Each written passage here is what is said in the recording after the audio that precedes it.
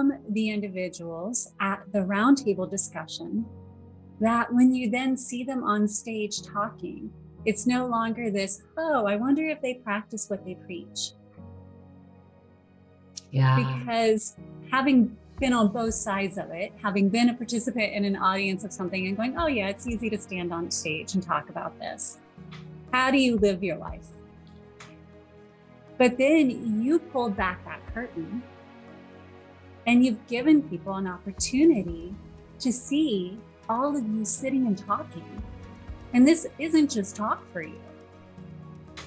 Can you share a little bit about that? Like, do you live the life that you talk to others about? Or is this just something that you talk about up on stage when you present? Sure. And that's such a great question, because I think I've had that question as well as I'm listening to other thought leaders or, even watching a film where you just wonder, you're like, how is that person in quote unquote real life? Yeah. Yeah. And, one of the things about that film, to just rewind a tiny bit, is that truly, like, my greatest intention with that film is so that each person that watches the film gets it, that their healing matters, that we are all in this together. And so it is, that was really important to me, that as people watch it, that we all realize it's like, oh my gosh, these really painful or challenging things we face, that they can actually become that match point that ignites something within us that then becomes our contribution or our gift to the world. And we're all just truly intimately connected in this web. And so once we can tap into that, we realize, oh my gosh, number one, I'm not alone. And so it is important that I'm taking care of this vessel, that I'm doing what I can do to be the clearest conduit for love and healing to come into the world as possible. And absolutely 100%, I feel like sometimes to a fault that I am so authentic that, you'll just get spontaneously whatever's on my heart or mind. And sometimes that person is maybe 6 years old and playful. And sometimes it's someone who's maybe very passionate or serious about something that we're talking about. And I do live it. And one of the biggest things, and Amber, I talk about it in the film, is surrender.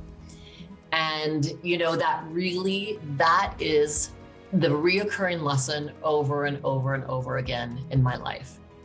And has really, in the last 5 years, changed my life incredibly. That's really when I got that clear calling that, yes, you've surrendered in a few places, but I would hold out and go like, well, I really like this guy, universe. Can I just still date him? I know you're giving me all the signs that this is not good. and so to surrender like everything, career, relationship, my children. And when I say surrender, I want to be really clear. It's not that you don't care, or you give up and you don't show up.